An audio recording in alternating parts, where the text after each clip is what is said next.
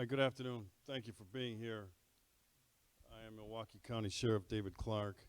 I don't take for granted that everybody in this room knows who I am, so I think it's important to do that. I want to thank you folks for what you do. All right, you are a very value-added resource.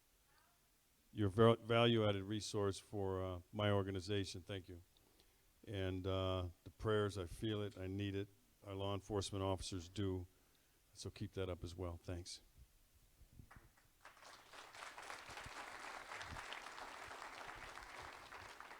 I just want to say good afternoon to my family, ICPC family.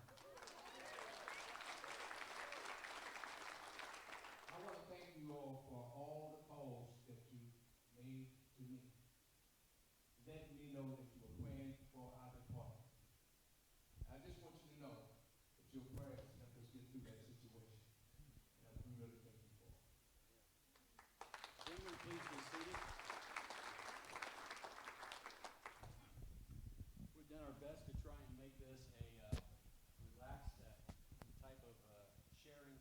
And the sheriff's bio that was given to me, unbelievable. I'm not going to read all 3 pages because it'd be like a sermon. But what I would like to share with you about the... Hopefully more exciting than a sermon. Take care of that, pastors. You hear that? Milwaukee County Sheriff David A. Clarke, Jr. is a lifelong resident of the city of Milwaukee.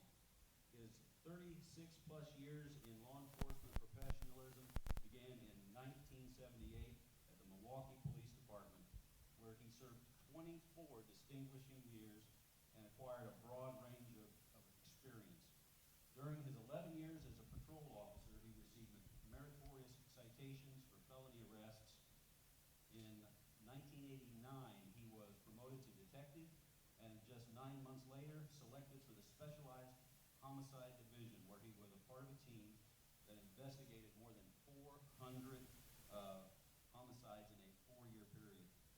MPD made arrests in more than 80% of those homicides, well above the national average of 60. Clarke was promoted in 1992 to Lieutenant of Detectives and was assigned to the Criminal Investigation Bureau as shift commander of the Crimes Against Property Division, the Violent Crimes Unit, and again to the Homicide Division in 1996. He was promoted to MPD's command staff as captain of police and soon became commander of the department's 1st district, located in Milwaukee's business district and entertainment center. Clarke's goal was to provide a safe environment for the district residents, employees, tourists, patrons of downtown dining. Am I on? No. Did we lose it? Testing 1, 2, 3. Alrighty. As well as the nightlife, museums, and theaters. In 1999, Clarke became the commanding officer of MPD's Intelligence Division. The division was responsible for producing and sharing intelligence, providing dignitary protection in conjunction with the Secret Service, the Department of State, and other federal agencies. Sheriff Clarke served as MPD's liaison to the United States Attorney's Office as coordinator of Ceasefire, Violent Crime Reduction Program, with the Federal Bureau of Investigation, Customs Service, Wisconsin Department of Criminal Investigation, Immigration and Naturalization Service, and the Bureau of Alcohol, Tobacco, and Firearms. In March of 2000, Clarke was appointed sheriff of Milwaukee County by Governor Scott McCollum. In November 2002, he was elected to his 1st term, earning 64% of the vote. Sheriff Clarke's now in his 4th term, having been re-elected in November of 2006, 2010, 2014, increasing his victory margins by 73%, 74%, and 79%. Congratulations, sir. I believe you are accompanied by your wife today as well. Would you care to introduce her to us? Sure, sitting in the front row. Dear, would you please stand up? My wife, Julie Clarke.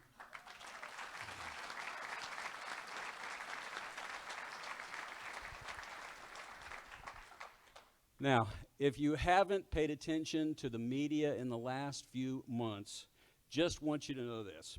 Sheriff Clarke has been a frequent interview subject and guest commentator regarding law enforcement, the Second Amendment, and homeland security issues for media, including CNN, The Newsroom with Brooke Baldwin and Poppy Harlow, Michael Shimmerscon, I didn't get his name right, Aaron Burnett, Out of Front, Fox News with Fox and Friends, Sean Hannity, Judge Jeannie Perillo, Megyn Kelly, Neil Cavuto, Uma Pimaraju, Fox Business with Lou Dobbs, The O'Reilly Factor, Glenn Beck, Washington Times, Washington Post, National Public Radio, the Political Action Conference, National Review, the Sheriff's First Freedom, and Conceal and Carry. This man speaks on behalf of law enforcement, and we are really treated to have him today.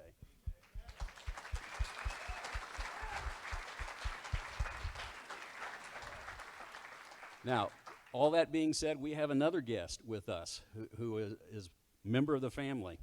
And we want to welcome our Chaplain Willie James, who is an ICPC member since 1997. He serves on our board of directors as our diversity chairman. One of the claims to fame, if Willie, you will consider that, is that he was one of our first boots on the ground during the Ferguson crisis, and we cannot thank you enough for taking care of law enforcement and for those folks in crisis. You are truly our hero today, and we thank you for that, Willie.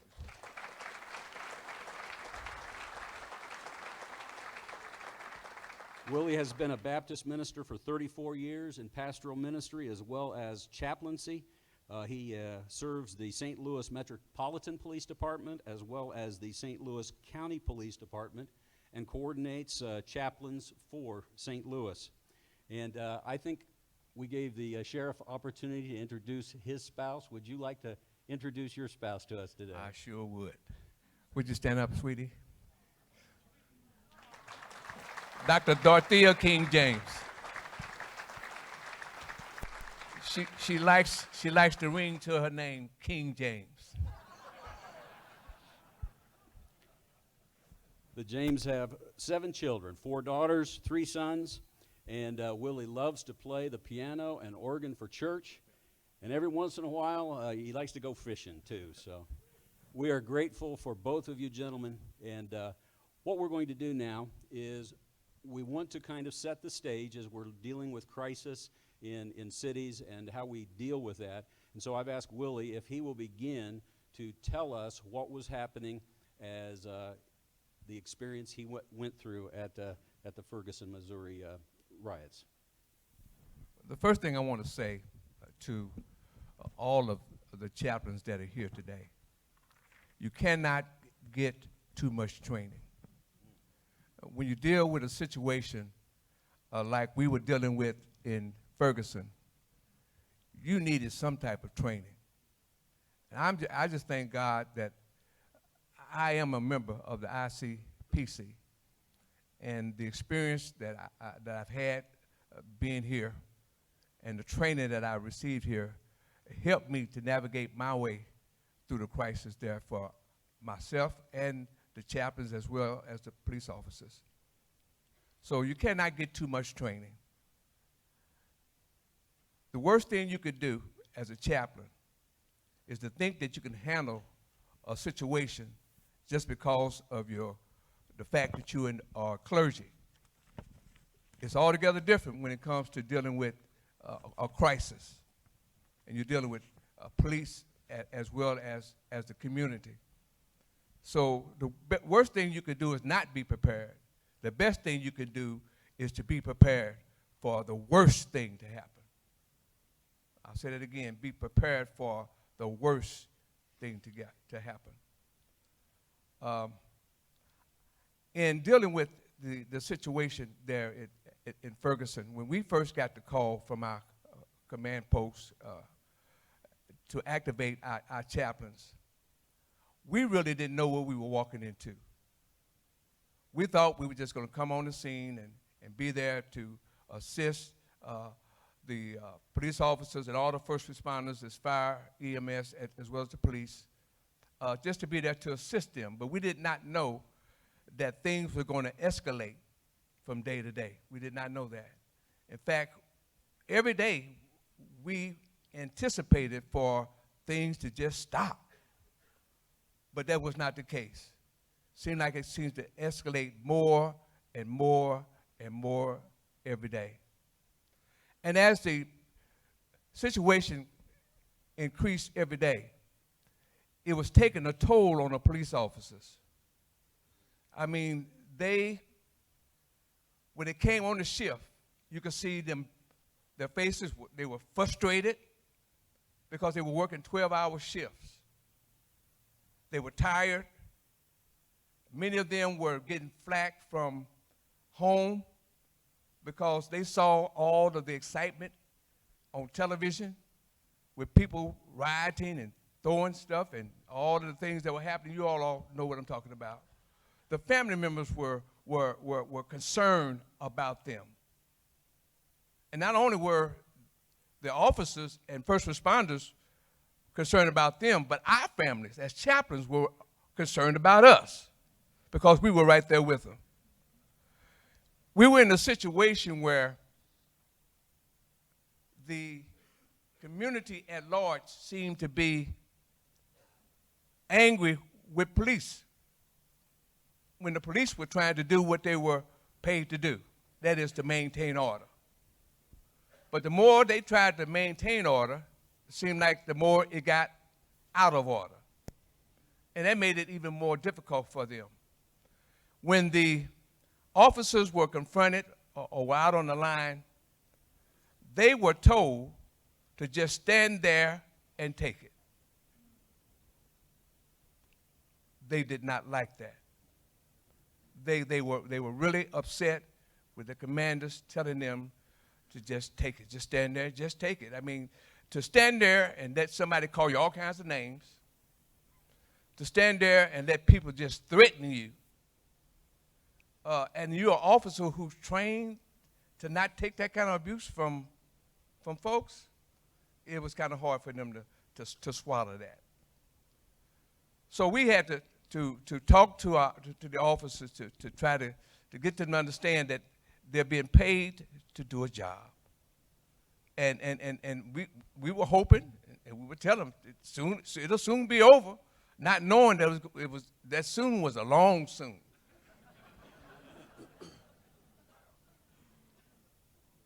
So as chaplains, what we did for them was we tried to help the officers to cope with the situation because we could see that they were tired, they were frustrated, so we tried our best to minister to them as they were dealing with the situation from day to day. We had multiple departments involved in the Ferguson situation. And thank God for all of the merchants and stores and all of that who provided food for the officers. That's where the chaplains really made an impact on the officers and all the first responders. We were there to issue food out to them, to serve it, to set it up. That meant a lot to them. We made sure that they had the liquids to stay hydrated. And we also did some coaching to them to try to help them deal with the whole situation. But mind you, the same thing that the officers were going through, the chaplains were going through the same thing because we were there with them. I want to make this observation. As a chaplain, when we go to the command post, we have to have on our ID to identify who we are. Well, we wear polos. And on our polos, it says police chaplain. I found myself picking a route just for me to be safe, just to get to command post because of the fear of something might happen to me, especially with the attitude that the masses of the people had toward the police officers. So I feared for myself. So I picked me a route to go to where I would be safe. There was a time when I needed, instead of getting gas before, the day before after I got off my shift, I waited till the next day to try to get to the command post, and then things got in my way to get me there on time, and then I had to try to get some gas on the way home. You know what I did?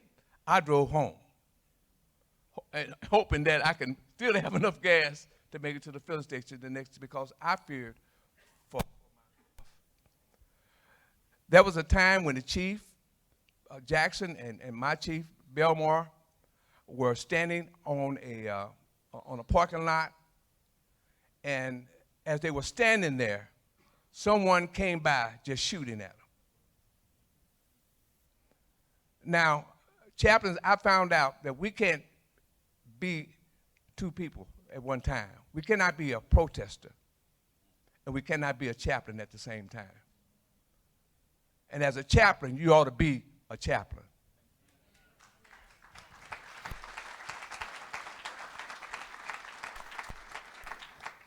You are there to serve the men and women of law enforcement.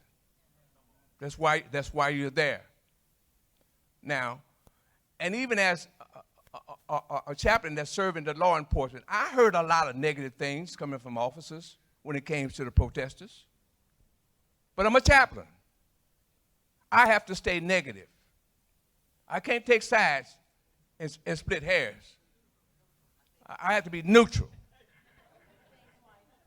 I have to be neutral. And I want to say that to all the chaplains. When you're in a situation when it's a them and law enforcement, and you're right there with law enforcement, you stay neutral. You stay neutral. And I found that to be best for everybody that was there during that situation in Ferguson. Another thing as a chaplain, you always want to be visible, especially when you're around the command post and around other officers when you're going through a crisis. You want to make sure that you're visible, because the command post is tight. They're not going to let anybody come in a boundary. So you want to make sure that you have on whatever your department tells you to wear as your ID, you wear it. And always have it on at all times, because they need to know who you are. And that I found that to be very, very important. As a chaplain, when you're in a situation such as Ferguson, don't depend on your department or commanders to tell you what to do. You're on your own. They are busy doing what they have to do to deal with the situation at hand. The best thing for a chaplain to do is find out the things that you see that needs to be done and do it. Because they don't have time to just tell you, I want you to do this, I want you to do that. Find things to do to keep yourself busy, and I named a few of them already. And let the officers do what they and they're going to do it anyway, because they're focused on what they have to do to deal with the situation. So you have to be really your own boss and do what you have to do in any situation. I found it beneficial at the end of our shift, each chaplain recorded what they did that day. We found that important because we had an action after action plan that was, that they had to draw up afterwards. So keep a record of what you do when you're dealing with a crisis situation. And also,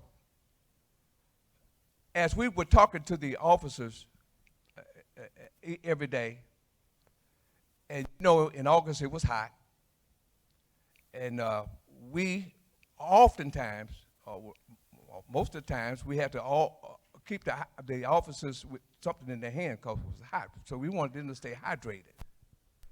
And not only we're trying to keep the officers hydrated, but we had to be hydrated too. And when the officers went out, they went out in shifts, and then they would be relieved at the spot where they were standing. And when they come back in, we would remind them, you need to hydrate yourself. Sit down and get as much rest as you can, and then talk among each other. In other words, get your mind off the situation. Let your mind relax. You know, when the officers were out on the line, sure, they were hyped up, especially with the things that were being thrown at them, the verbal abuse, objects being thrown at them, and all that, and they were just told to stand there until they got a command to do something. So they needed to come back, and they needed a time to kind of wind down. And we will remind them that kind of sit down and relax yourself, wind down. And I think that was a good thing that we did for them.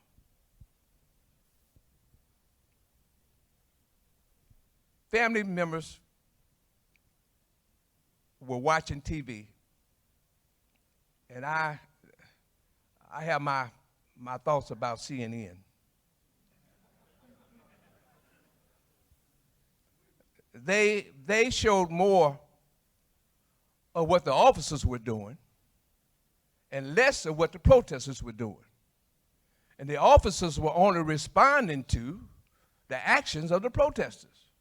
But they didn't want to show that. They just wanted to show what the officers were doing. And I thought that was being very partial and unfair when they did that. In fact, the officers felt the same way that I did. So we would also remind the officers, since their family members are watching what's going on TV, they see all the action that's going on, to call your family members. Let them know that you are fine, that you're doing okay. Sure, you're wrapped up in the situation, but your family is watching CNN and all the other stations, and they see all this going on, and they don't, on the television, you really can't see who is who, but the family needs to know that you're okay. And the officers really appreciated us telling them that, and they did that. I'm just so glad that we were there at a time of unrest within the community to do what we could do to help the law enforcement officers. That was a time when the fire department, when they were burning up buildings, the fire department would be called out. The first 2 times they went out, they were able to go out to put the fire out. The second, the third, and fourth time when they were called, they could not go out because when they tried to go out, there were folks shooting at the firemen. I remember sitting close to one of the chiefs for the fire department. He called his crew together and said, we got to go out on this call. And they told him, we're not going out. And I really couldn't blame him for that. You know, because, and they were frustrated too, that they could not do what they were being paid to do, to go out and put the fires out. They were very upset about that. Willie, you bring up some interesting points about command and control, and what should or shouldn't be doing. I would like to turn over to the sheriff and say, have you ever been in a command and control area and actually been fired on? As Willie was talking about the chiefs that were fired on, and what does that say about the command control issue and how things are in some way deteriorating during a riot situation? The short answer is no. There's some people on the left here that can't see, but I'm not behind a curtain. All right, good afternoon again. You know, what we witnessed in Ferguson, Missouri, what we witnessed in cities across America, it started to spread this movement this anarchist movement is what it was. I identified it early on, and at the time that I identified it, I was ridiculed by these anarchist groups because I had it properly identified. All right, very few of these were actual community residents. Many of them were the rioters, but they were spurned on, they were urged on by this anarchist movement that has been here before in terms of declaring war on the police, in terms of trying to weaken the rule of law in this country. That's their main goal. And who stands between the rule of law and this anarchist movement? The police. So that's the first barrier they know they have to get through. And we saw this in 1968. And I've said publicly on TV, we haven't seen our law enforcement officers under this kind of siege since back in the 60s. Mm-hmm. The same thing went on. It was the same actors trying to weaken the institution of policing and then go about inciting this chaos to bring down our system of government and then replace it with their own. Now, one of the things that I also said early on in some of the interviews that I was in, I said war has been declared on the American police officer. I said that back in December. And again, you know, I saw some eyes rolling and, oh, here he goes again, you know, exaggerating this thing. And I've seen this. I've been doing this for 37 years. And I've seen this before. I've seen these groups. I know their tactics. I know their tendencies. And I knew that they were at the heart of this again. What we saw in Ferguson, what we saw in Baltimore, and I renamed this later on, coming to a city near you, because in some of these other urban areas, we saw it a little bit in New York. It didn't turn into a riot, but they seize on these opportunities and then they throw gas on an already smoldering situation to try to make it worse. And, you know, I thought to myself, as this was going on, that nobody's out here defending the men and women in our community. I call them our community's finest, who put on that uniform every day and go out and put their best foot forward in service to their community to make it a better place. And I saw this profession, and it was when I was introduced, it was mentioned that I speak for law enforcement. I don't speak for law enforcement, all of law enforcement, but I speak for the profession because I've been doing this for 37 years. And I thought the profession that I have given my life to was not going to be maligned. It wasn't going to be smeared and slandered without some pushback. And nobody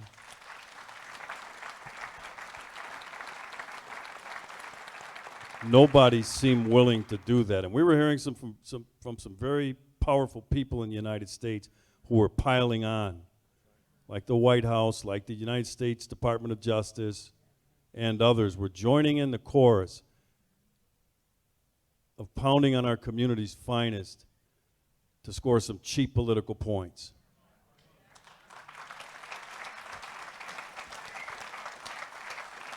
So I started pushing back, and then that thing grew, and I was hoping to get some more chiefs and sheriffs, executives to stand up and start defending the people that work for them as they go out every day into these untenable and very complicated environments. And what did it result in after we saw Baltimore, and it's going to happen again, because this is now a political construct, by the way, working toward the 2016 election, all right, to engage certain demographics to get out and vote. All right, it's a political construct, and you have to keep that in mind. So I looked and I saw a pattern. I said, where are these things happening? They're happening in urban centers where we have a soft underbelly of the American ghetto. And you have to ask yourself, why does policing for the most part work in more middle-class, stable communities? And I don't mean the affluent ones, I said middle class. You know why policing works there? Because you have two things at play. You have informal social controls, which keep this thing in check. And you have the social contract. You have adherence to a social contract. What's a social contract? It's that unwritten law that we have when we interact with each other. In other words, if I step on your foot, I say, excuse me, right? There's no law that says you have to say that. It's an informal contract. If I bump into you, I say, excuse me. It may stop a fight. Well, when that happens in an area where there is no informal social control or their social contract is in tatters, I step on somebody's foot, I may get shot. That's the response. That's why policing works. The policing is the third leg in that thing. It's the informal social control, it's the social contract, and then it's the police. And all three of those things have to work at the same time. And when one of them gets out of whack, that's where you need more police presence, which is why we see and why there is a need for more assertive policing in the American ghetto. The other two situations are not there, so you have to have a stronger police presence. That's not the best remedy, but that's all we got. And for the overwhelming numbers of law-abiding people that live in this American ghetto, and it's the overwhelming majority of people that live there are good law-abiding people. Well, who else is down there protecting them except your community's finest who put that uniform down there to make life somewhat livable under some deplorable conditions? Okay? So let's look at these American ghettos for a moment. We have generational poverty. We have chronic, obscene unemployment. We have failing schools. And we have the most basic units in society of family that's in tatters. So you mix all that together, you have a very volatile mix. It isn't just in Ferguson. It isn't just in New York. It isn't just in Baltimore. It's in Milwaukee, where I live. It's in LA. It's in Miami. You take any large urban center, and there's a soft underbelly, and it's a ghetto. So what do we do? What does government do? You get this situation in Ferguson, anywhere, right? Anywhere USA. We don't know what to do. We can't fix the poverty. When I say we, I'm talking about government officials. Because I always ask, what are you doing about the generational poverty? What are you doing about these failing schools? What are you doing to help people find meaningful work? And what are you doing to try to get people off of government dependency, put their families back together, and become self-sustaining? And they don't have any answers for that. You know what their answer is? Send the police down there to go straighten it out. That's the answer. That's the intervention. It's the wrong intervention. But it's the only one they have. So they throw it on our shoulders. Go down there, officer, do something. Keep them from killing each other, raping, robbing, and pillaging the community. And we do. With our training, with our integrity, with our character, with our adherence to the law enforcement code of conduct. And sometimes in doing that, things go tragically wrong. And that's what happened in Ferguson. It had nothing to do with race. That interaction, remember I said that human interaction. Anytime you have human interaction, there's a potential for conflict. And that's what happened there. Officer Darren Wilson said, get out of the street. Mike Brown had an obligation to get out of the street. And he chose to do something else. He chose to attack that law enforcement officer. And now the fight is on. And the officer's fighting for his gun. We know that now. The hell with this hands up, don't shoot. Didn't happen.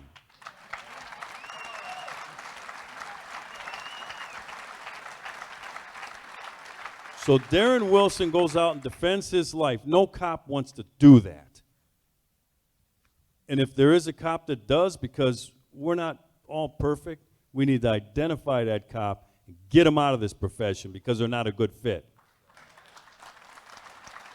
And I think we do a pretty good job of self-correcting when it comes to that. And that's my job as the chief executive. And that's the chief's job. And that's the city elected officials, their job to identify these folks. And not smear an entire profession of people because sometimes in that interaction things go terribly wrong. So what do we do after that? What did we do after that?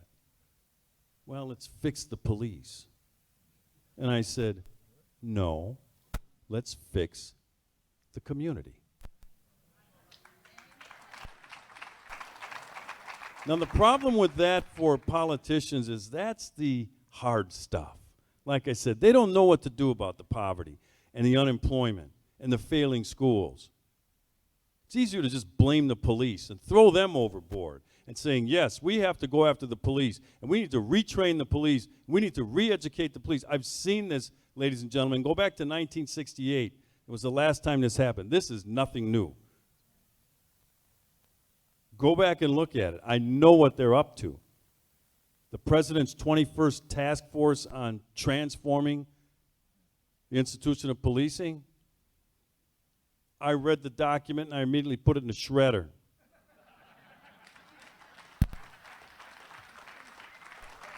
Here's why I put it in the shredder. First of all, I had a problem with the makeup of the panel. They had no elected sheriffs.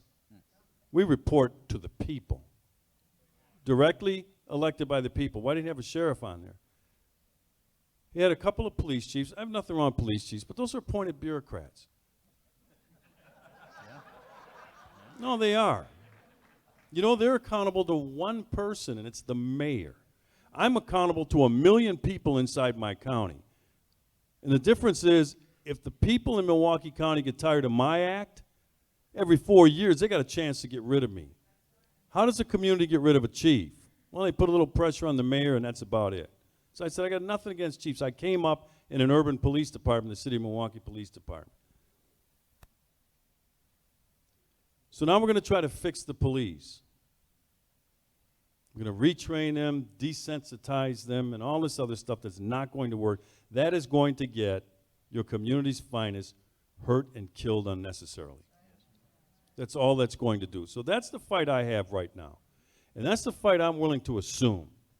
Because only by the grace of God, I'm a little further removed now, but although I still go out on the street, I love being on the street, I still like doing police work.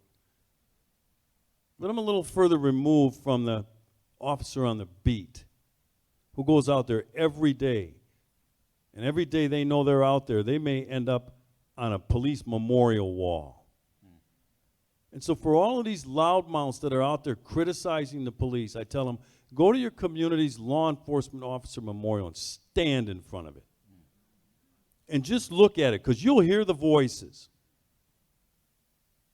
You'll feel the pain and the grief of the families left behind. And then maybe you'll get it.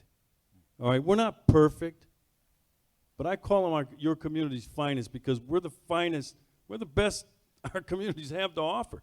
Who else is signing up for it? I don't see any politician saying, I'm going to give this up and go down and sign up and become a police officer.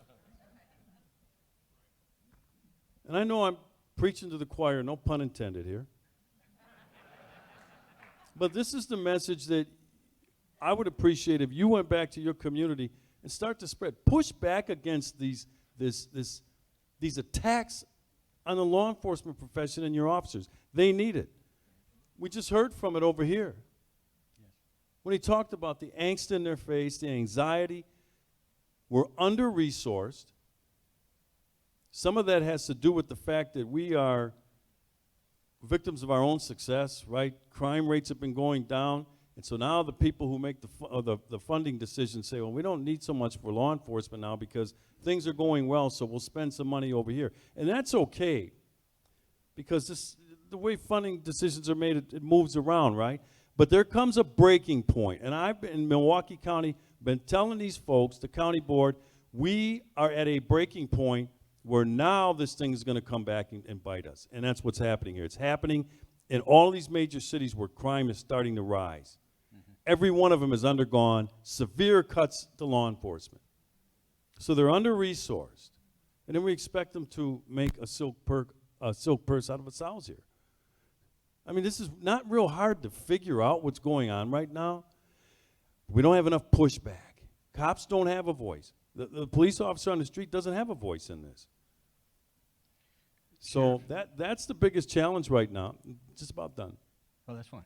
That's fine. That's the biggest challenge right now, and that's what I need from you folks, is to help get not behind me, get next to me. All right? And I learned that from General George Washington as he's crossing the Potomac. You've seen the pictures. He's standing out in front of the boat. It's not how it happened. He was last to come over because he wanted to make sure that he didn't get over there and everybody stayed on the bank. So I need you next to me. That's a true story. Pushing back against this war on police right now. Thank you. It's an excellent point, and it's a question I think I'd like both of you gentlemen to answer. You're asking us to assist, you're asking us to be a part of the solution, but how can chaplains and liaison officers, members of the law enforcement community, how can we be advocates for that positive change and stability that you're talking about? I'd like to hear it from the both perspectives. Well, I think if things are going to change, it has to start with us. And as chaplains, we have to show those within the community that we stand alongside law enforcement officers. I think by doing that, that we could help build that. Right now, the relationship between the police and community in a lot of areas is tainted. It's not like it should be. And I concur with what you're saying, that they're trying to push all the blame on the police, but then you forget about the other factions that are going on in the community. Yeah, it's a balance. There's no doubt about that. But what's the community doing to improve the relation with the police? Okay, because there's, all of a sudden now there's no respect for authority. We're dealing with a generation of young people that have no respect for authority. They have no respect for their parent or parents at home. They have no respect for teachers in school. You've seen the disorder in some of the K-12 urban school system with behavior. And then it happens on the street. Don't forget, Mike Brown was in a convenience store. He bullied a store clerk. Pushed a store clerk around half his size. He didn't respect that guy. And then he came up against a police officer, and the police officer wasn't going to back down like the clerk in the store. So what I say is, I agree with, but it's a two-way street. All right? Can you imagine the reaction from this country if some judge was shot at? But yet when a police officer is shot at, like in St. Louis yesterday, ambushed, just sitting in a squad, minding his own business. Right. You know, we look and we kind of like, oh, that's terrible. And then, oh, okay, where was I? And we go back to our,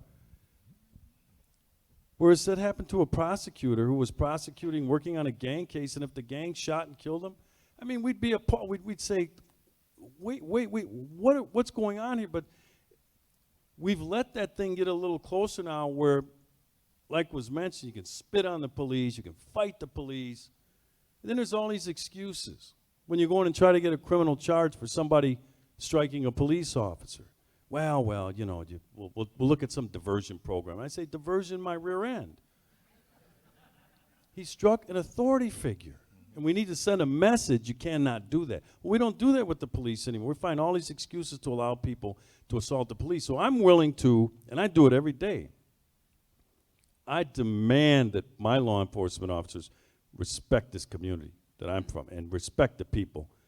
And when I hear that they're not, I take corrective action. But on the same token, when I see a law enforcement officer assaulted, even verbally, and I understand the First Amendment, but the First Amendment's not absolute. There's a line, like the crowded theater, that's a line. There's certain things that we shouldn't put up with in terms of assaulting law enforcement officers, even verbally. And so it's a thing that's always going to be, it's an activity that's always going to be a work in progress. That's the phrase I was looking at. A work in progress. Mm-hmm. The black community in Milwaukee, for the most part, they like the police.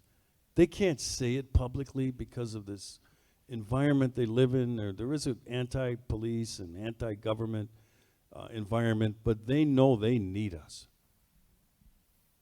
And we saw what a community looks like where the police back off in Baltimore over Memorial Day weekend with 32 shot and 50, or 32 killed and 50 injured.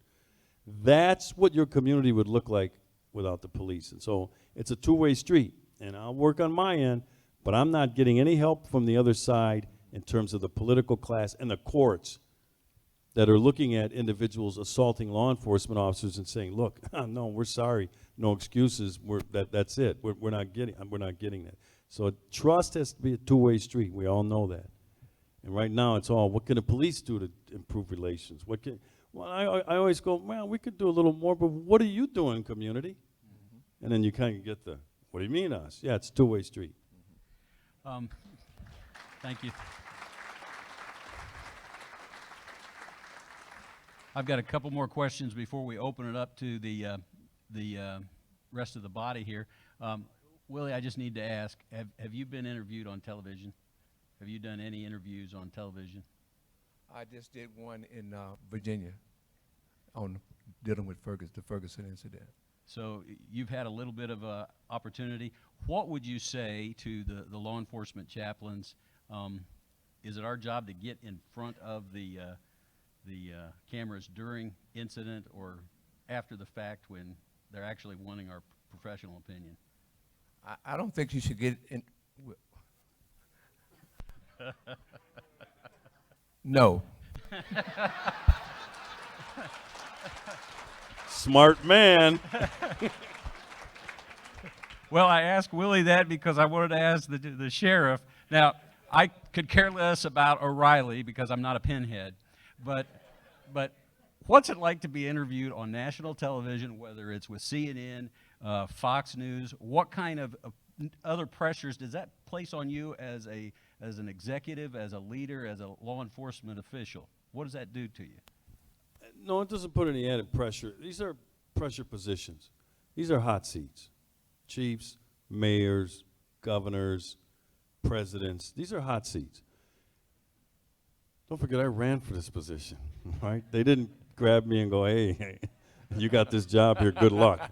I ran for it and would have been very disappointed had I not won. So, yeah, it's a lot of pressure, but it comes with the territory. But see, I think one of the advantages I have that when I talk about the cop on the street doesn't have a voice, I can be a voice for a lot of people. I can be a voice for people in the community. I can be a voice for law enforcement. I can be a voice for a lot of things. And so there's an advantage with that. And sometimes it's good, sometimes it's bad. Like when you get at one of these situations where officers go outside the code of conduct. I wake up in the morning, I see these situations, I go, oh, geez, what did he do that for? Or why did he do that way? And that's a lot of times what they'll be asking me about. There'll be some situation, and they'll say, Sheriff, you know, look at this office here, and I just, you know, man up, if you will. I go, yeah, stepped outside the code of conduct. We have a process for that. We will deal with that. We need to self-correct, and that officer's not a good fit. I don't start making excuses for stuff that I know better about. So, you know, it's a unique position to be in, but now I have an obligation to the men and women, not only in Milwaukee County, but throughout the United States, to help defend the character, the honor, the integrity, the sacrifice of the American law enforcement officer. Thank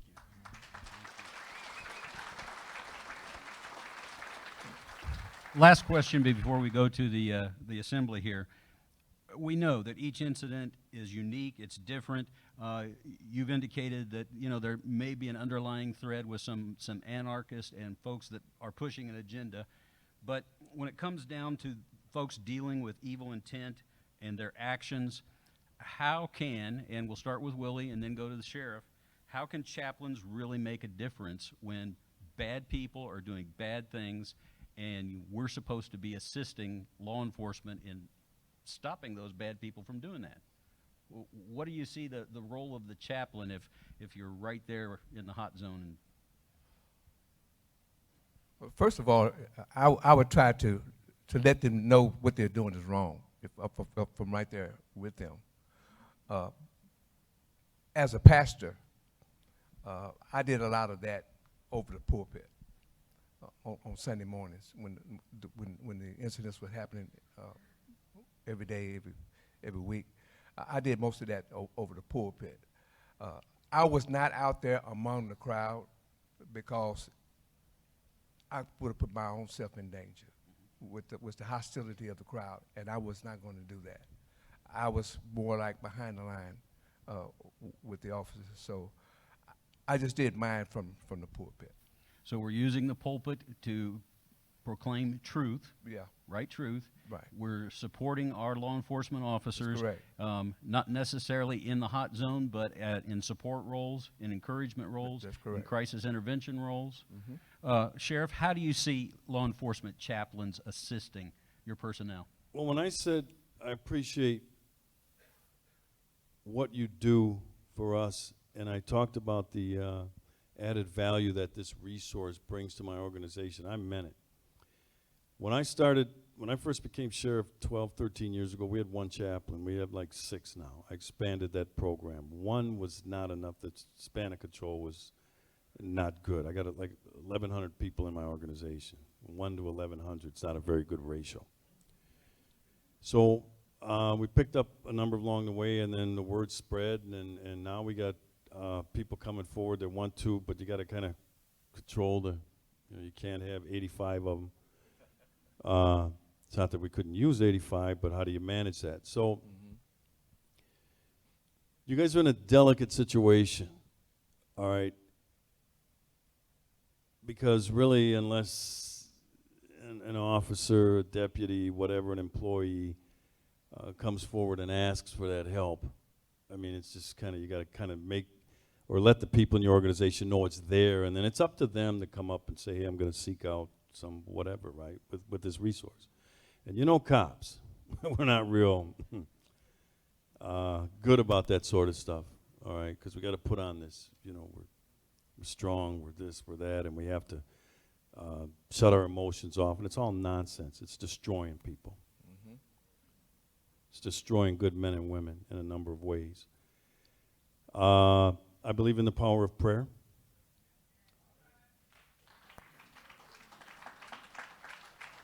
One of the things that you can do, and it may seem like, because we always want to do more, right? I mean, that's kind of the human spirit.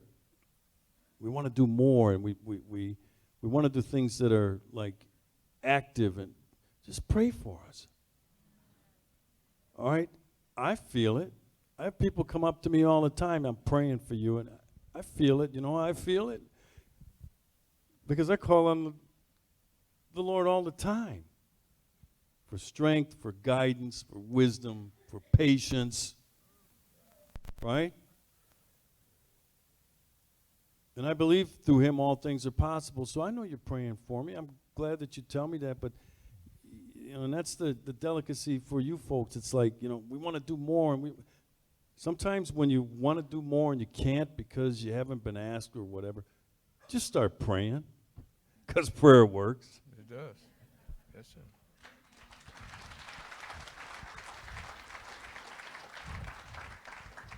We've got some time now to open up. If you have questions for Willie or for the sheriff, we want to be fair, and I think are we going to move a microphone around or just ask them to step to the center mic? Okay. Sir. First of all, Chief, myself, Sheriff Clarke, forgive It's me. all for right. that. I've been insulted before. I know. I'll go ahead and leave right now and come back later. Just kidding. I've been called worse. I'm with you, Sheriff. Sheriff, I want to just say that I am so proud of you. I have watched so many interviews that you've made on these news channels. And your name is on my to-do list. This isn't about me, but to write you a big, huge thank you, number one. And a while ago, you talked about what the community should do, and I want to talk to Chaplain James, and the sheriff is talking about what can the community do. And this may sound simplistic, but I believe it's the truth. Usually the truth is pretty simple. Usually it is. Not in Washington, D.C., it's not. No.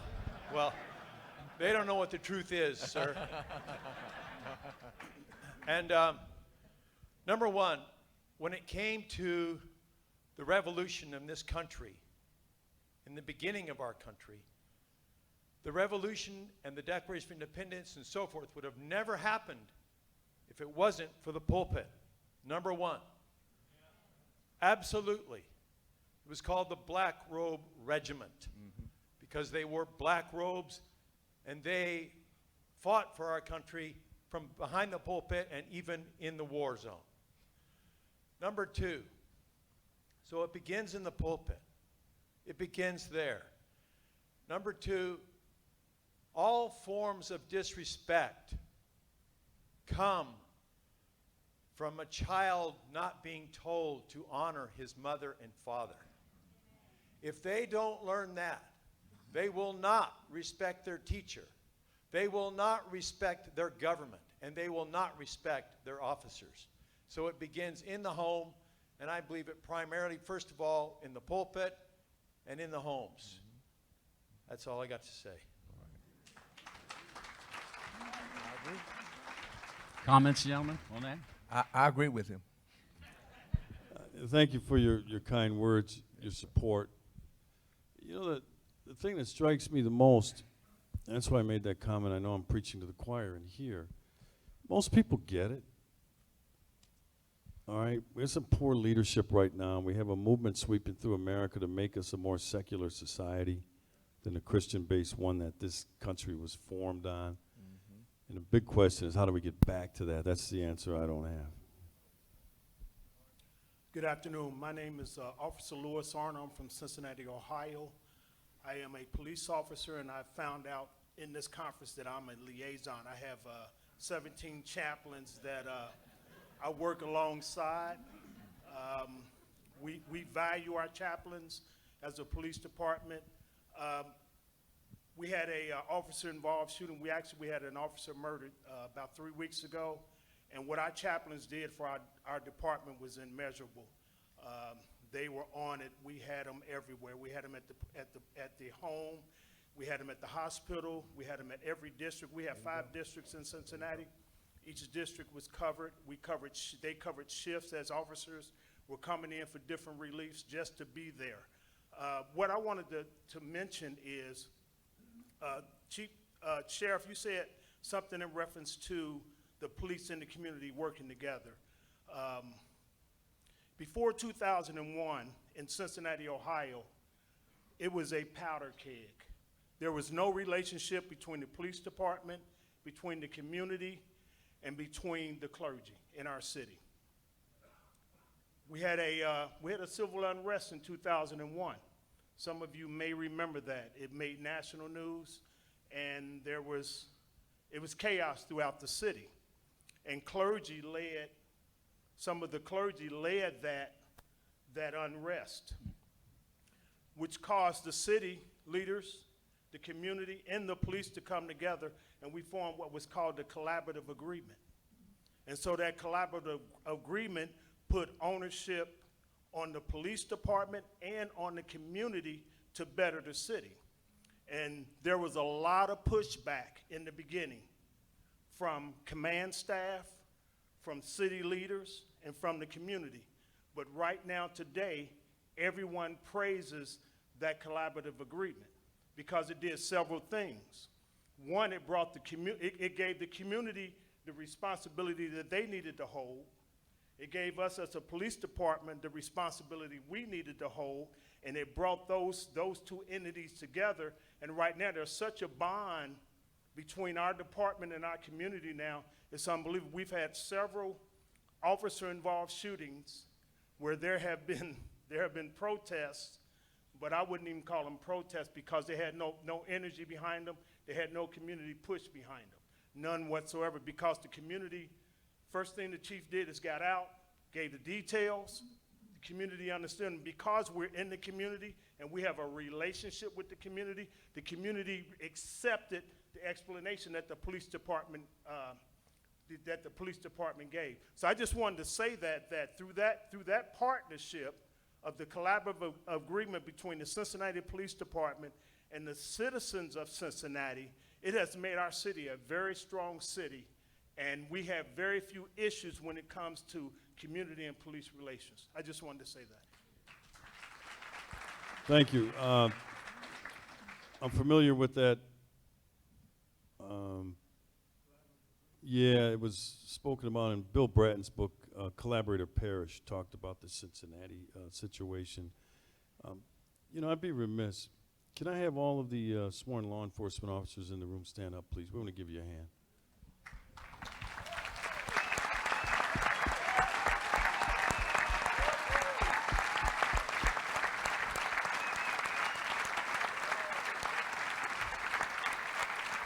You are your community's finest, and thank you for your service to your communities. Sheriff, you or Willie, are you aware of those types of initiatives? Are those working in your particular communities or your jurisdiction? Are you aware of that type of collaborative work going on? In my area, no. We don't have that type of collaboration going on as of yet. I shared with you, I work with along with the homicide division in the city and the county to help families that navigate through the loss of their loved one. And in doing that, my team is making an effort to bring some type of relationship between the community and the police officers to show sensitivity to their law. So we're trying to do our little share of it. But on a large scale, I don't see it. I see our ministers one way, the chaplains another way, the community another way, and the police department another way. Okay.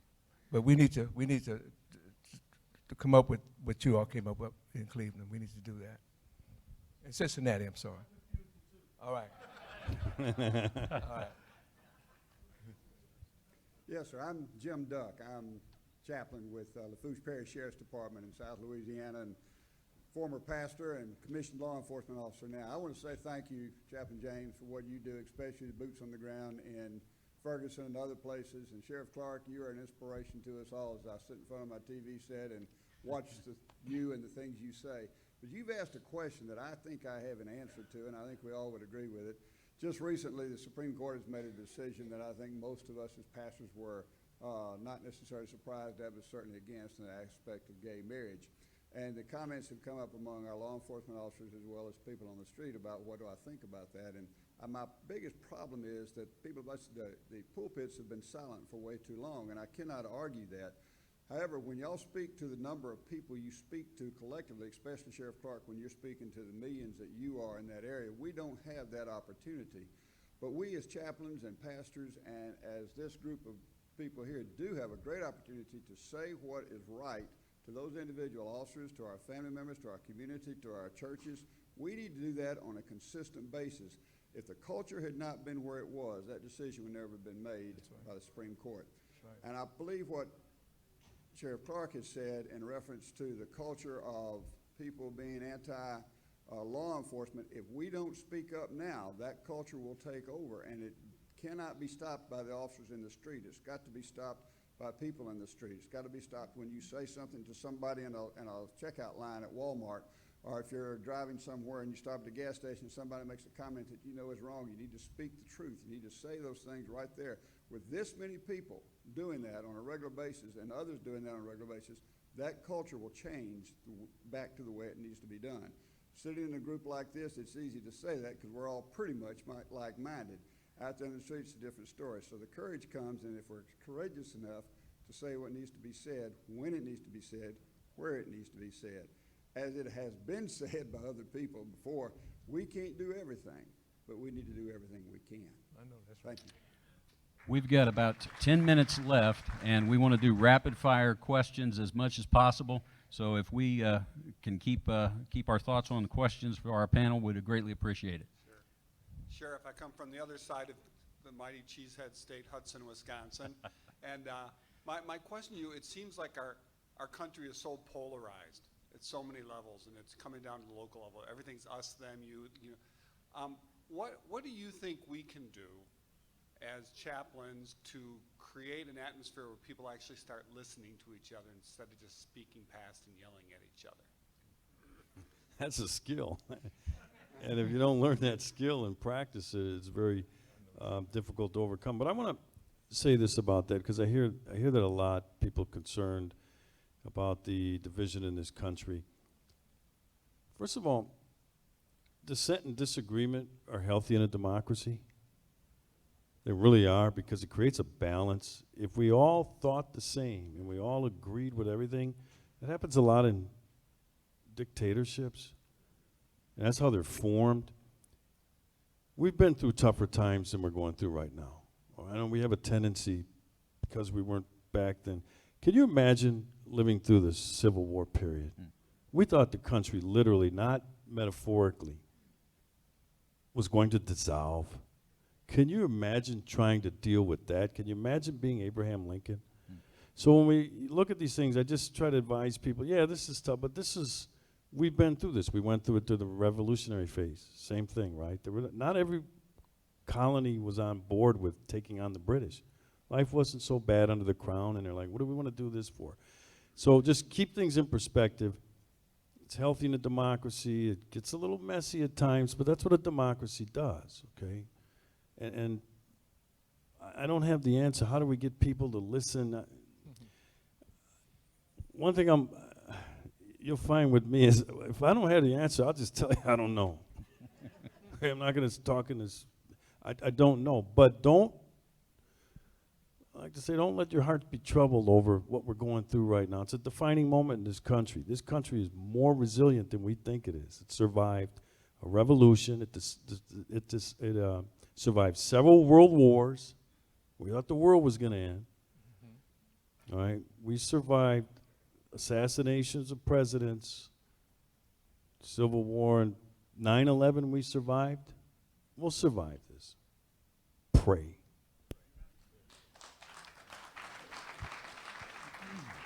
Amen. I've got one very, very quick. My name is Bart Leger. I'm with the Calcasieu Parish Sheriff's Office, sworn law enforcement, but also working with the chaplaincy. What we have done, we're in the middle of our second, what we're calling our Clergy and Community Leaders Partnership Academy. And what we've gotten is our sheriff, our police chief, our district attorney, 2 or 3 of our judges. We have an FBI agent that comes and talks about civil rights. And what we've done is we've started the conversation. Our sheriff and all of these officials have given their direct lines. We're telling these clergy, we're telling the community leaders, we want to be open and upfront.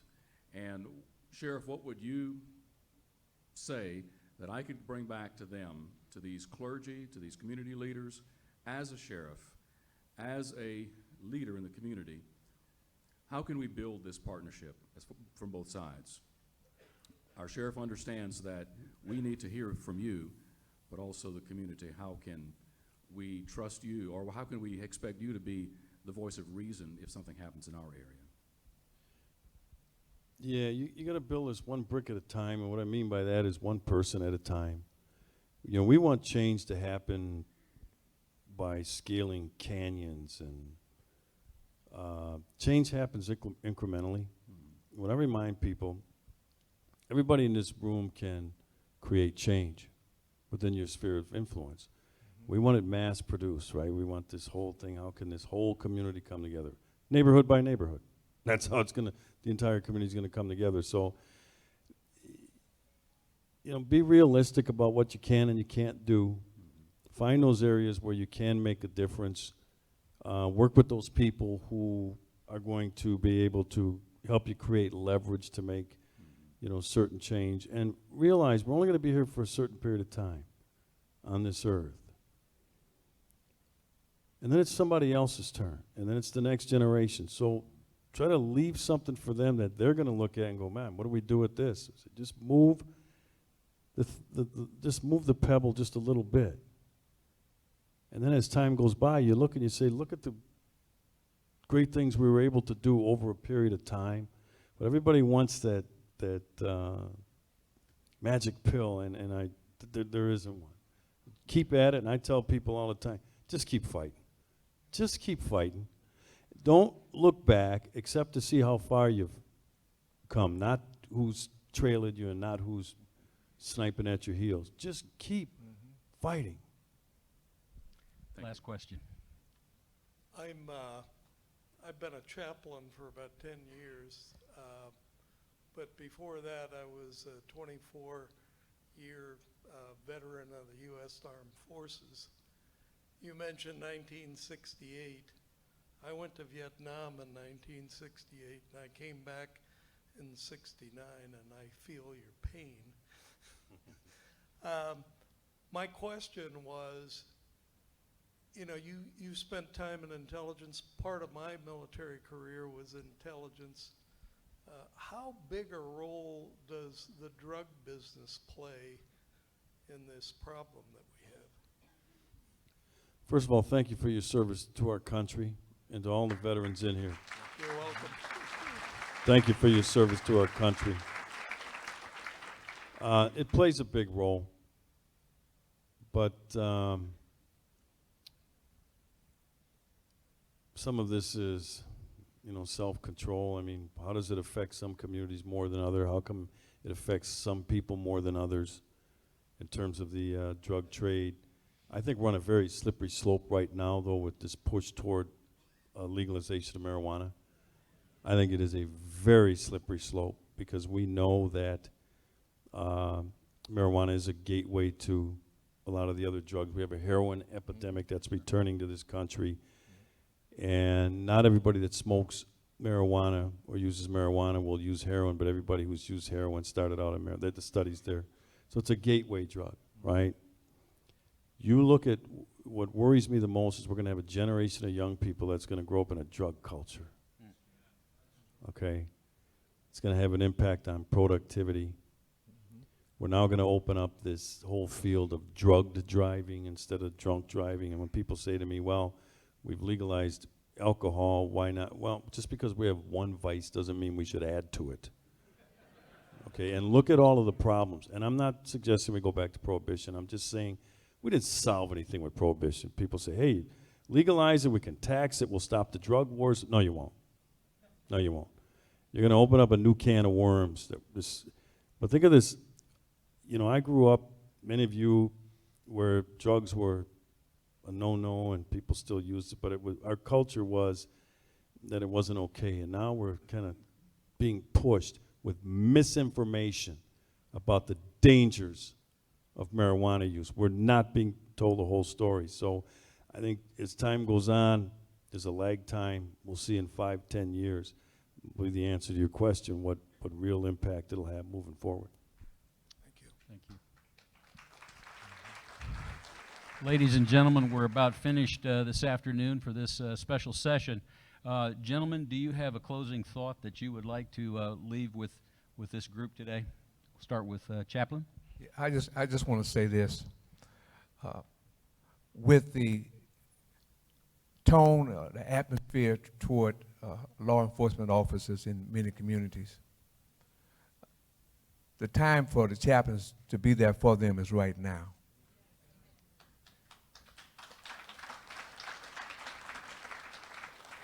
If they ever needed us before, sure enough need us now. And I also want to say this.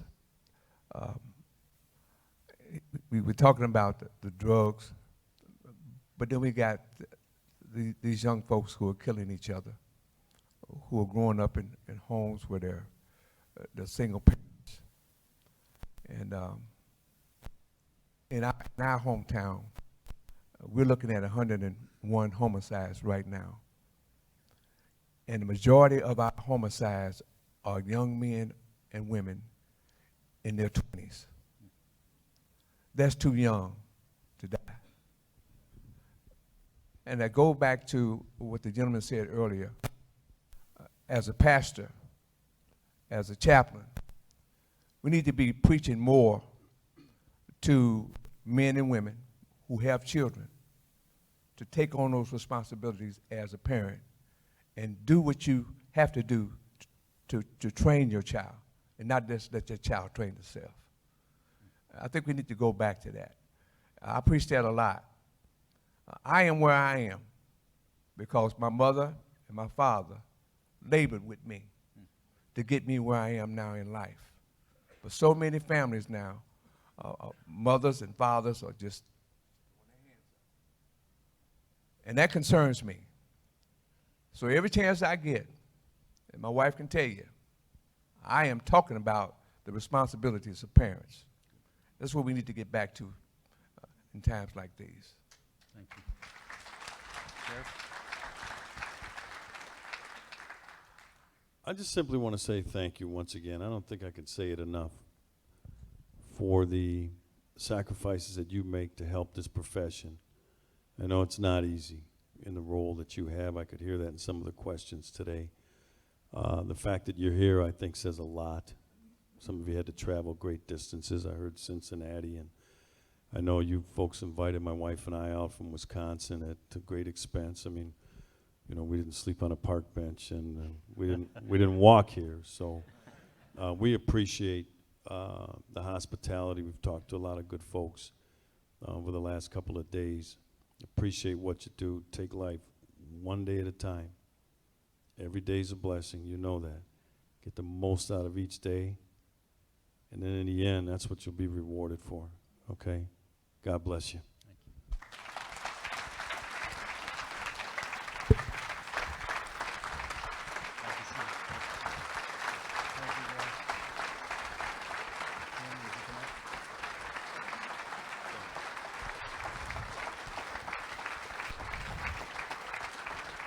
As we conclude our session together, something that has been a part of the tenor of this conference is prayer. And we've asked President Hargrove as well as President-elect Clements to come and pray for the sheriff and for our chaplain, not only individually, but then representing all of our law enforcement leaders as well as our chaplains as they serve.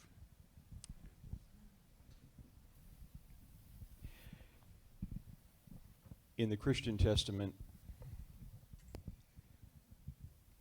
the final book, the book of Revelation, the 15th chapter and the 3rd verse, a verse that helps me keep my priorities straight, navigate life. It says, in heaven, and they sing the song of Moses, the servant of God, and the song of the Lamb. So many titles that great servant of people and servant of God could go by. So many accomplishments, so many accolades. And yet the title granted him by heaven is a servant of God. Many servants of God in this room. We stand together. Pastors, ministers, priests, rabbis, and law enforcement officers. In that same testament, Romans the 13th chapter, the men and women who wear the uniform and don the badge, they are the servants of God. For good to those who are law-abiding, to mete out justice to those who are evil. They bear not the sword in vain. Let us pray together and lift each and every one of them up. Holy God, our Father, gracious and loving God, just God, God of grace and source of all life.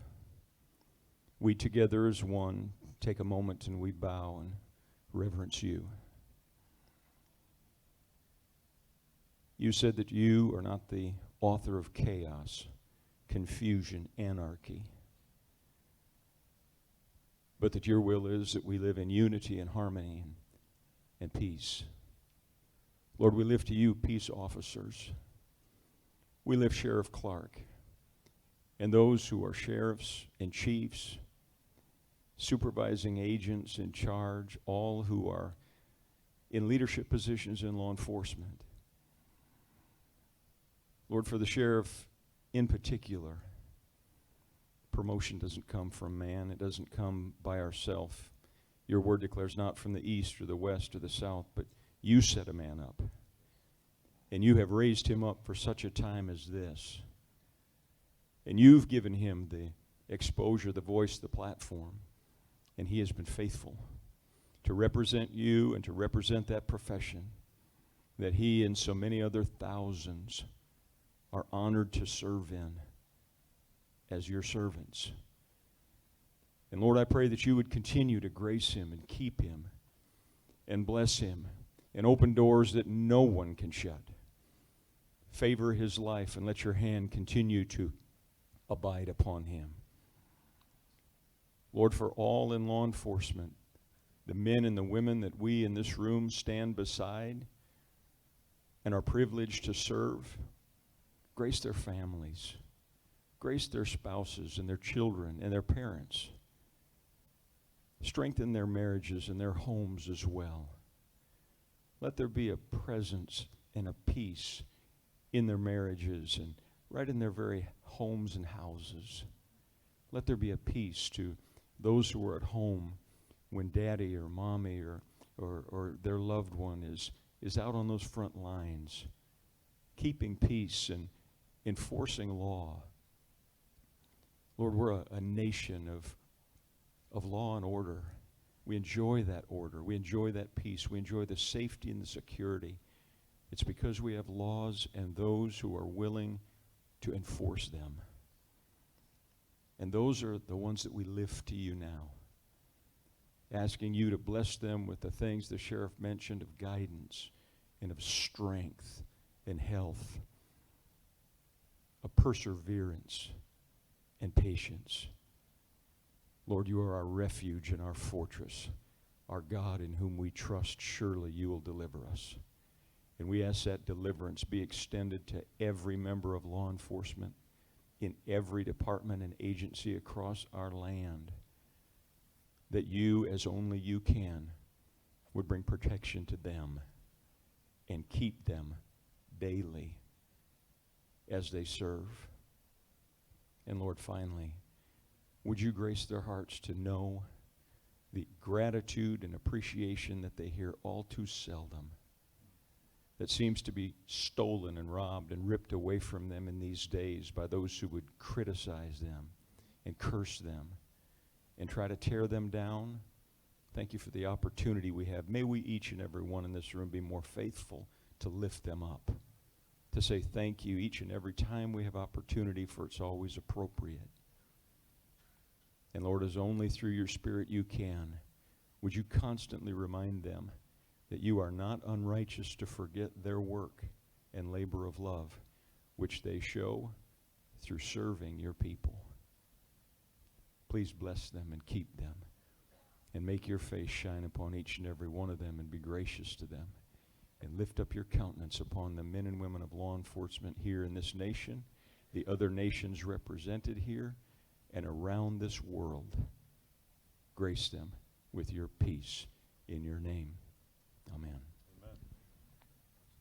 And to those people we call law enforcement, our brothers and sisters, God said, to whom, by whom shall I send? And Chaplain James said, Lord, send me. We ask that you would continue to bless him with your love, so that it overflows to not only the people of his church, but the people of his community and the people of the agencies that he serves. And I ask, Lord, that you continue to bless all of us that have answered the call. Send me, Lord. Continue to lift us up. Continue to provide us the opportunity to be your symbol of hope, your symbol of joy, your symbol of love, your symbol of forgiveness to the world that needs it so badly. We thank you, Lord, for all these men and women in this room, in this organization, in this world that have answered that call. We ask, Lord, that you protect them, that you guide them, that you be their hands and their feet and their words. And Lord, all of it to your glory, that your love might be shared, that your love might be felt, that your love might be seen. We know, Lord, that there is a price. And when we weaken, Lord, we ask that you forgive us and that you strengthen us, that we may continue. We count on your blessing because we cannot do this by ourselves. And we thank you, Lord, over and over and over for your guidance, for all of these brothers and sisters, this family that we rely on. All these things we thank you for in your name. Amen. Ladies and gentlemen, this concludes our plenary session, and once again, would you thank Chaplain Willie James and Sheriff David Clarke.